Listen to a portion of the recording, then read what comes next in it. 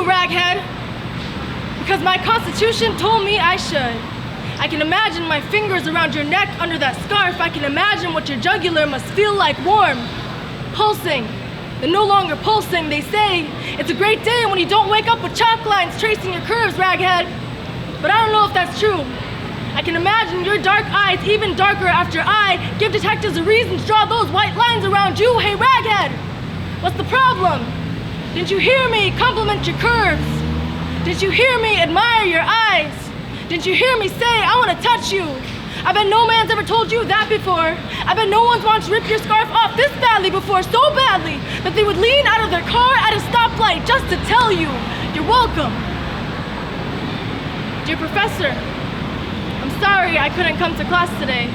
A stranger threatened to murder me in the street. I don't know how you expect me to be excited about a class like the law of evidence when every chapter reminds me that they won't collect evidence if I'm murdered. Reminds me of the number of times they'll call it misunderstanding, call it parking dispute, call it anomaly. We have no idea how something like this could have happened. Call him lone wolf, family man, honor student. Call this case closed. They don't sell study guides for how to exist between classes, but sometimes it's easier to study when I can imagine that the ghosts of white supremacists don't live in the pages of my old textbooks, curling themselves around the letters, whispering to me that these white authors never intended for my skin to have access to their words. Maybe if I crack reality in half and pour myself into the post-racial illusion, maybe then I can finally take a damn practice exam in peace. Dear Campus Climate Response Team, thanks for your saucer-eyed concern. I'm shocked that you're shocked that your students face these things.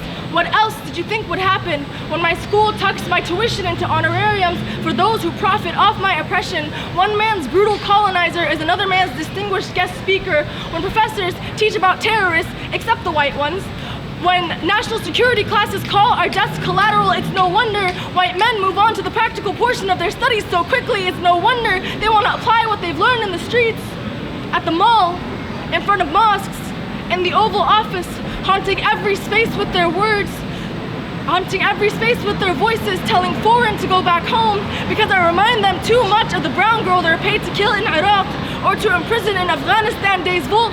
These words they inherited from their ancestors conjure missiles in their mouths that fall between us on the sidewalk like another drone strike or a new crusade. But I should feel lucky because these words have yet to spill me into the dirt with my sisters. Dear 24-hour news outlet, start your live stream. Watch the Muslim girl try to build a home out of her own ashes. Watch her try to lift her corpse out of bed every morning. Watch her try not to suffocate when she thinks about white lines tracing lifeless brown body. And isn't that the punchline? How her whole world is a series of white lines drawn to border brown bodies. How because of it, she can never find a home in this country or even above ground. But in spite of it, she refuses to perish.